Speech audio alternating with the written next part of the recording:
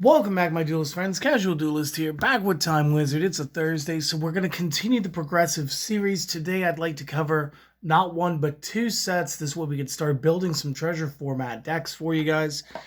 First things first. Okay, what we left off on was Tournament Pack Series 2. Again, Morphing Jar, great card, good card. Probably the most influential card that was dropped in that set. That would have been October 1st, 2002. Just a few days later, I think it was on the 4th, we got our Series 1 tins. So what happened was they released a series of 6 tins. And again, maybe you remember these from when you were younger. There were 2 per each of the big 3 duelists from the show. And this was an easier way to get your hands on some of their key cards. So again, it was the Summoned Skull and the Dark Magician, the Blue Eyes and the Lord of Dragons, the Red Eyes and the Black Skull Dragon. This tin made it very easy to play Black Skull Dragon if you hadn't had the luck to pull the card out of the Metal Raiders booster series. These tins would also come with booster packs. And again, that's why we buy tins anymore. We buy them for the booster packs, guys. It's just that simple. So again, that wasn't enough information to do a whole video, let's be honest. So that's why we need to also cover Pharaoh's Servant. So October was a huge month. Treasure format was the beginnings of it. Would begin on October 1st, and it would run through till the next format, the beginning of the next year. We would see the second season of tournament packs. We would see the first season of those tins, which would again become a yearly thing. And now we've essentially replaced it with the mega tins after so many years. But we would also get one of the coolest sets, Pharaoh's Servant. Now, Pharaoh's Servant really kicks open the doors for us and how we can start building you guys some treasure format decks. Before we move on to, I want to say there was a Shonen Jump promo mid-November. It would be the first Shonen Jump promo. And McDonald's was known for running 2 Yu-Gi-Oh booster sets ish before they ever got into doing the Pokemon things as you've seen today. So I also want to talk about what's in Pharaoh's Servant. And again, most of this set is a miss. There's a lot of good cards in here. There's one great card in here. Everybody knows Jinzo. It doesn't matter what format you've played. This gets our Badman machine going and going strong. Again, since he starts with that 1500 defense, which the Black Forest is at 2, this dude is searchable. So again, putting him on a limits list, and I want to say he is limited to 1 in this time period, because again, for this ban list, they use the final ban list of that time period, and that's really what we're going to do. We're going to start covering all the sets that are relevant before we start building decks for time periods. So again, Jinzo, huge pick. Other great cards, Premature Burial. Premature Burial still not allowed back in the regular format. We just got this in Speed Duel Battle City Finals. Just an excellent resurrection card. Complements Monster Reborn on letting you have 2 resurrections, one that costs, one that doesn't. We get some cards that immediately lose their special art, like Parasite. We are not given this one that has the knight with the bug in his head, sort of doing the thing that we saw in the show. Instead, we would get an altered version of it, not this one. Same thing here. Now known as Sky Scout, this was originally Harpy's brother. Again, they didn't want it to be part of the archetype as they fleshed it out later on, adding more Harpy cards to the set. They just didn't want a big, powerful vanilla in it. We would get one of the most important fusion monsters of every format. Sorry about that. I had to take a drink. This guy is just phenomenal in Speed Duel. During GOAT format, this guy really puts a hurt on a lot of players. And it's just a really great card. And this is when it debuts. So again, we do see a continuation of equip cards with the Premature Burial. We see a continuation of fusion, albeit just 1. We get new powerhouse 4-star cards like the Goblin Attack Force, which are really going to sort of amp up how fast beatdown decks can do. We will start seeing use in stall. We will start having like the Gravity Bind trap card being activated as certain strategies come out that accentuate it. We're actually given our first 2-card combination to say no. We get the Insect Barrier, which again means insects the opponent controls cannot attack. And we get this in combination with the DNA Surgery, being able to make all monsters a singular type. So again, obviously, we're going to build that. We're going to build Jinzo. We're starting to be able to play with a Buster Blader at this point in time. I remember being super excited to pull him out of a booster pack at once. Call of the Haunted, huge influential trap card that just, again, allows you to resurrect one of your monsters so long as it's tied to this. So it's sort of like a pseudo-equipment. They're tied together, but like kind of, sort of, not really. We do see a lot of love for the machine type in this set. We see the 7s completed, being able to give up extra power. We do see a lot of great machines. Again, you do see Jinzo. We see these two, which are kind of goofy. This one's actually one of my favorite arts, just because it's got like an Oni mask on the front of the tank. So the Oni tank T-34. You have this little guy called Overdrive. Again, it was just random vehicles. It was fun. I think if we look through here long enough, we will find Gradius, which Gradius is almost like its own whole like reference, because I don't know if you know video games, guys, but Konami, the game that puts out, or the company that puts out our game, they put out these in arcade cabinets, and I believe you could have had this for like home consoles back in the 8-bit series. So again, just fun stuff. We get, I already said the Gravity Bind. We get a strong warrior in the form of Gearfried. Again, he's not full potential yet, but he's a 4-star at 18. We start gaining life gain abilities. So like we got the Enchanted Javelin. Now you can increase your life points by the attack of an attacking monster. So because of the way it activates, even if it would be like the final attack from an opponent, we can withstand that attack and we can keep moving. We can disarm face-down cards through trap cards like Ceasefire. If we get a little bit of focus here, please. Please. Thank you. So this will flip all monsters that are face down on the field to face up. Flip effects do not get activated at this time, and the opponent takes 500 to the face for every effect monster that's on the field. Now, that's both sides. I do think we start seeing some love. There's the Gift of the Mystical Elf. Gain 300 per monster on the field.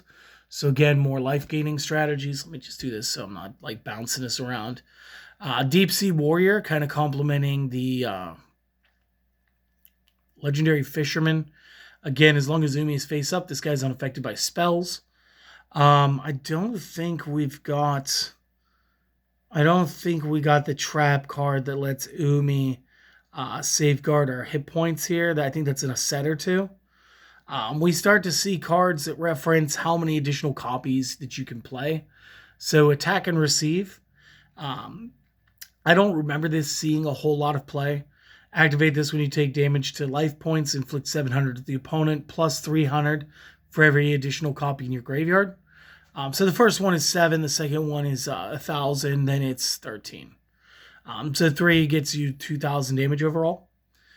We did see some field spell destruction in the Burning Land continuous spell. So when it's activated, if there were field spells, destroy it. This actually got better with time, because we can destroy 2 field spells, as during this time period, only 1 field spell could exist. And then during the turn that it was your turn, your standby phase, you and opponent, you both take 500. So that's kind of cool. We start seeing some of the gambling effects with like Gamble. Activate this if the opponent has 6 or more cards in hand and yours is 2 or less. Toss coin, call it. If right, draw until you have 5. If wrong, skip your next turn entirely. So definitely a Joey Wheeler type deal. The Imperial Order, another big name trap card here. This continuous effect negates all spells on the field. Once per turn during the standby, you must pay 700. This is not optional or the card is destroyed. Originally, this was optional. So again, we will play it as it was played during the time period, not as the errata states today. So again, there's that. There's so many cool things. Ground Collapse was essentially a spell card version of the Ojama Knights effect. selecting 2 main monster zones. And I always thought that was weird. I think they did rat this. I think it just said 2 monster zones originally. Because back then, obviously, we didn't have links. We didn't have the extra zone. And then neither player can use the selected zone. So they did make it so that you could target your own. So again, cool stuff. A lot of cards from the show. Magical Hats, Life Force Sword. What's another one? I think Shadow of Eyes was used by Pegasus. The Legendary Fisherman, again, good card. Not super great yet. Not super great yet. Fiend Mega Cyber. Excellent card right out of the gate. This is what's going to lead a lot of players to playing like Tech Warriors in this time period. If the opponent controls at least 2 or more monsters than you do, this is a special summon from the hand. So again, it just lets you start off with a 2,200 point card. You contribute into something else that you need. I would see a lot of like budget players playing this Sword Hunter character. At the end of the battle phase, if he destroys a monster by battle and sends them to the graveyard, then he can equip those cards to himself with the effect that they give him an extra 200 points per. So again, he was kind of like a weird niche card, but like I remember people playing it. I remember people playing the Wing Weaver, even though it was not that good. It's just a 2750. So I mean, it does get above Dark Magician. It does get above a lot of the single and double tribute cards. Still falls short of the Blue Eyes, and you got to remember, at this point in time, the structure decks are still super, super, super important. Touching base back to the remedying face down cards, you have the Nobleman of Crossout able to destroy and banish a face down card. Then if it's a flip effect, all players banish all copies from their decks.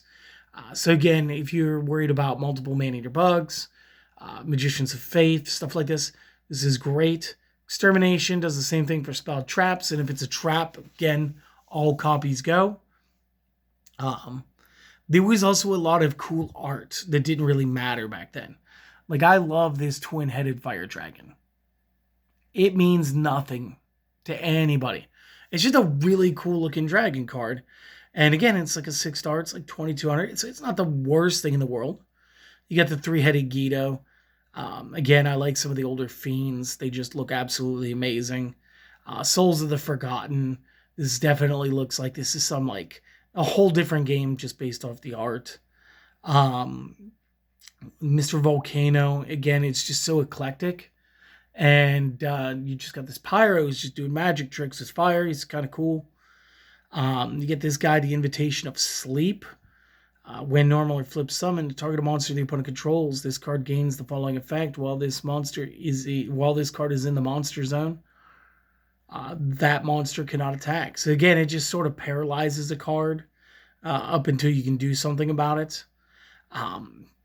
Instead of us using the Magic terminology saying trample, a lot of us would say the effect is crush, because Fairy Meteor Crush gave us that pseudoistic piercing damage is what we call it now, but it was pseudo trample for a Yu-Gi-Oh player. So if we ran something over in defense mode with more attack than they had defense, we could still deal the difference, which was great. Dust Tornado is another great one. This would see so much play for so many years. Again, I remember when this dropped in Speed Duel, it was just like top tier. We even get like the Beast of Tulwar, which recently received a like an errata. So we're probably going to be adding one of these to the draft. We're going to have to make a video for that. And again, this is still in the time period before it has this bit of reminder text here stating that the card is always treated as an Arcfiend. So again, between this, Black Skull Dragon, Summon Skull, these cards don't have this note yet. Because Arcfiends have yet to come out. But again, this is like a super influential set. Limiter removal, again, just makes the machines feel better. Double the attack of all machines that you currently control until the end phase of this turn. During the end phase of this turn, destroy all monsters that were affected by it. Again, this has been errated like 8 times. So many cool things. So many cool cards that... Again, if you were going to run like your own D&D campaign based off of Yu-Gi-Oh! And again, I know that we sort of like left that by the wayside. This is a set that is absolutely perfect. It's got tons of inspiration. They still continue the big monsters with the 2K defense. Again, nothing really gets as good as Aquamador and Giant Soldier of Stone did. But it was good to see that there were more options. We get this double attacking Hayabusa Knights, and again, we have the Axe of Despair from a previous set, so like this makes it better. You have the capabilities of going full beat down. They gave us two 1700 point pyros, so you really start seeing like the people who are playing casually, they start sort of showing some differentiation between decks.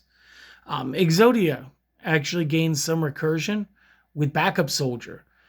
So as long as there's 5 or more monsters in your graveyard, you could take normal non-effect monsters that are fairly weak, 1500 or less attack from the graveyard, to the hand again. And again, I don't remember if it was originally you had to take 3 or you took up to 3. We'll find an original print. We'll take a look at errata later. We'll figure out how that works. Because again, this makes Exodia come back. We get some cool defenders in the form of like Bubonic Vermin. When his flips, special summon another one in face down defense, shuffle. So again, it doesn't leave us wide open like the Attributal Searchers did. There's a couple more things in here, and then I'll let you guys go. I better talk about Cold Wave. Cold Wave kind of got ignored originally because there was a lot of need to set up your spell and traps. But later on, when we start playing more monster-centric builds, this card is just an absolute lifesaver in many a format. Until, of course, it does reach the ban list, because like as you can tell, it's currently on that list. This card can be activated. Can only be activated at the start of main phase 1. So this is like one of the first cards that says like this is your first move or you don't do it. Until the end of the next turn, you and the opponent cannot play or set any spell or trap cards. So again, you got to be pretty secure in your back row. I didn't see a whole lot of that happening when the card was released. I saw a lot of that happening later on down the road. We start having monsters with piercing built in, such as the Mad Sword Beast. Kasaitai here should be a gain life. Gain life equal to half the attack of the monster that's equipped with this. Prohibition. If you know your opponent's going to play something, and again, I've seen this one played ever since, you just declare card name, and as long as it's face up, your opponent can't do anything with that card. I mean, neither can you, but it is what it is. Let me get like one more. Let's go Mirror Wall. Mirror Wall is another excellent little like responsive trap. And again, this wasn't limited at first. I don't think this one ever got limited.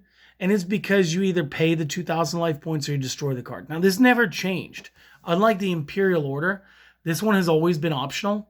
Imperial Order became mandatory later on. And I think it was that errata actually that allowed them to take it back off the list. This is just an excellent, excellent set. The arts are just awesome. The cards themselves are good. Last card, Shallow Grave. Each player targets a monster in their own graveyard. Special summon those cards in face down defense. So again, if you are playing a flip-based deck, this is good. You could do this into crossouts, get your opponent on the play. All sorts of fun stuff, guys. So that said, starting, I think this next week, we're going to go ahead and start building some treasure format decks leading up to the deck I'm actually going to keep. And bonus points if you guys can guess which deck I plan on keeping from that time period. But for now, I want you guys to remember, I hope that you enjoyed this. I hope this is helpful. I know this isn't a super popular thing yet. I'm pretty sure like this is something that's going to be popular down the road. And this is just me doing the work now. So this way, when the people do come looking for this type of content, like they can sit there and just binge it. So obviously, if you could like it, that'd be great. But more importantly, just go out and have a great day. Okay, my friends? I'll see you guys again tomorrow. I've got a spell counter deck for you guys for the advanced formats. And then we'll be doing some more speed duel this weekend. So till then, you guys have a great one. I'll see you next time. Later.